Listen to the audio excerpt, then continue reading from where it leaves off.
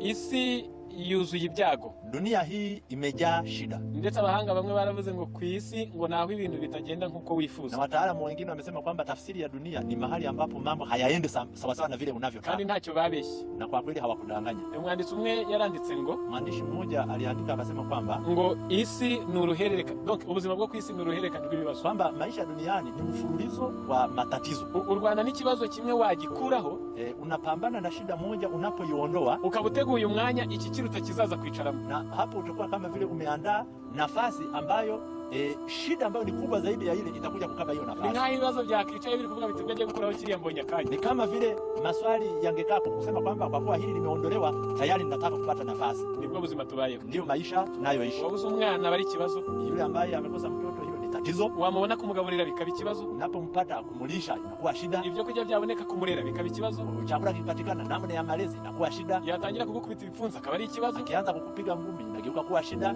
Umuntu aba ari umukene bikaba ikibazo. Mtu akiwa maskini inakuwa shida. Yakira umugore watangiye kumusuzugura bikaba ikibazo. Wa utajiri ukiongezeka mke wake akianza kumdharau hilo inakuwa tatizo. Abanyeshyari n'abamwanga bamugiriye ishyari bagiye kumuhiga bikaba ikibazo. Wale wenye wivu wakianza kumshambulia inageuka kuwa shida. Ikibazo kimwe Rwanda nacyo uri guteguraho ikindi kizaza. Shida moja unapambana nayo, lakini ukimaliza kumbe umeandaa sehemu ambayo hiyo inayofuata itaingia. Hiyo niyo si. Hiyo ndiyo dunia. Mu Baroma igice cya 8 katika kitabu cha Warumi sura ya 8 niryo somo ry'urufunguzo. Ndilo somo la kufungua kabisa somo letu. Ni umurongo wa 28. Ni katika fungu la 28.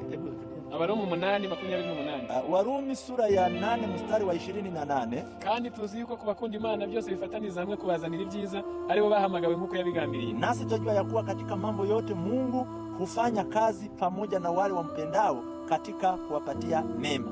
Kubakunda Imana, kwa wale wanaompenda Mungu, ibyo byago byose tuvuze n'ibindi tutagejeje amaso. Hizo shida zote zinazokuja ambazo tumezitamka na zile ambazo hatukuzikumbuka bifataniriza hamwe kutuzanira ibyiza. Yanashirikiana kwa pamoja kwa ajili ya kumletea yaliyo mema. Ariko uru n'ururimi rutapfa kumvikana kuri buri wese. Lakini hii ni kauli ambayo si vyepesi kueleweka kwa kila mtu. Mbese kumva ko mu burwayi bwawe, yani kuelewa kwamba katika magonjwa yako, mu bukene bwawe na umaskini wako havuyemo ibyiza, yametoka yaliyo mazuri, ntabwo ari cyoroshye kuri buri wese. Si jambo la kawaida kueleweka kwa kila mtu. Muri Yesaya 5:5, Isaya 55 umurongo w'8, katika fungu lile la 8, Imana yavuze aya magambo ngo, Mungu alisema maneno haya kwamba erega ibyo nibwira si byo mwibwira, kandi inzira zanyu si zimwe n'izanjye, niko Uwiteka avuga. Nkuko ijuru risumba isi, niko inzira zanjye zisumba izanyu, n'ibyo nibwira bisumba ibyo mwibwira. Maana mawazo yangu si mawazo yenu, wala njia zenu si njia zangu, asema Bwana. Kwa maana kama vile mbingu zilivyo juu sana kuliko nchi, kadhalika njia zangu si juu sana kuliko njia zenu, na mawazo yangu kuliko mawazo yenu. Mubikorere y'Imana kuko iturusha ubwenge. Katika utendaji wa Mungu kwa kuwa ana hekima kutuzidi. Ijambo ryayo riravuze ngo ibyo nibwira bitandukanye n'ibyo mwibwira. Neno lake linasema wazi kwamba yale ambayo Mungu anayawazia au anafikiria ni zaidi, ni yako juu sana zaidi ya yale tunayofikiria. Imigambi yayo, inzira zayo bihabanye n'ibyacu. Mipango yake na njia zake ni tofauti kabisa na njia zetu. Ibyo tuzi ko ari byiza habubwo Imana ibona ari bibi byadukoraho. Yale tunayofikiria kwamba ni mema, Mungu yeye huyatambua kama mabaya, kwamba anaweza kutuletea. Ibyo tubona ko ari bibi tukarira tugacurika umutwe, habubwo Imana ibonye ari byo biratubera umugisha. Yale ambayo sisi tukiyaona tunalia hata na kuwa katika hali ya matanga, Mungu yeye anaweza kuangalia naona kwamba ndio atatuletea baraka. Muri ibyo byose biba bibaye kubakunda Imana, katika hayo yote yakiwa yametokea kwa wale wanaompenda Mungu, bifataniriza hamwe kubazanira ibyiza. Yote vinashirikiana kwa ajili ya kuwaletea mema. Muri Yeremia igice cya 29, Yeremia sura ya 29 umurongo wa 11, mstari wa 11, erega nzi ibyo nibwira nzabagirira na amahoro si ibibi, kugira ngo mbareme umutima w'ibyo muzabona hanyuma, niko Uwiteka avuga. Maana nayajua mawazo ninayowazia ninyi, asema Bwana, ni mawazo ya amani wala si ya mabaya, kuwapa ninyi tumaini siku zenu za mwisho. Imana iravuze ngo ibyizatugirira ni byiza si bibi. Mungu amesema ya kwamba atakayotutendea ni mema si mabaya. Ntabwo ngiye guhanura nk'aba bandi.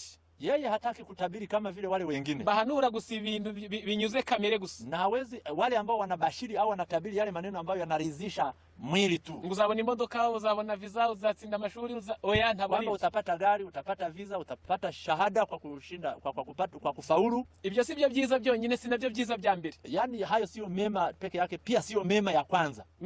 No kwihana ni ibyiza biruta ibindi. Hata kutubu ni mema yaliyo mema zaidi ya mengine. Guca bugufi wari umwibone ni ibyiza bihatse byose. Kunyenyekea wakati wewe ulikuwa mwenye kiburi ni jambo ambalo ni jema zaidi ya yote. Gukundana wari wuzuye urwango nta gisa nabyo kuko uzajya no mwijuru. Kupendana wakati ndani yako ilikuwa imejaa chuki, ni mema kwa kuwa hata itakusaidia kuingia mbinguni. kandi kenshi ibyo byose bizanwa n'ingorane. Na hayo yote ambayo ameyasema mara nyingi huwa yanaletwa na shida. Niyo mpamvu abana b'Imana, Ndio maana kwa watoto wa Mungu bagomba kwiga kubonera ibyiza mu ngorane. Wanapaswa kujifunza namna ya kuyapata mema kupitia shida. Mu gitabo cyitwa Uburezi, Katika kitabu hiki kinachoitwa Elimu ya Kweli, mu Cyongereza ni 270, kwa ukarasa wa Kiingereza ni 270, naho mu Kinyarwanda ni 303. lakini kwa Kinyarwanda na Kifaransa ni 303. Harimo amagambo avuga ngo, yamo maneno yanayosema ngo umutwaro wo gufasha abababaye bari mu birere bigoranye by'isi Kristo yawushyize ku bantu bafitiye impuhwe abatagira icyo bazi n'abararagiriye kure y'inzira. Mzigo wa kuwasaidia wanadamu wanaolemewa duniani,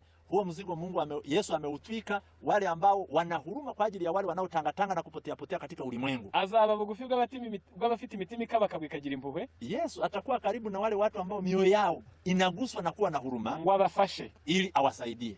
Nubwo ibiganza byabo byaba byanduye kandi nta bumenyi bafite, hata kama mikono yao itakuwa michafu na hawana ujuzi, azakorana n'abantu bashobora kubonera amahirwe mu byago n'inyungu mu gihombo. Yesu atafanya kazi pamoja na watu ambao wana uwezo wa kupata faida katika hasara na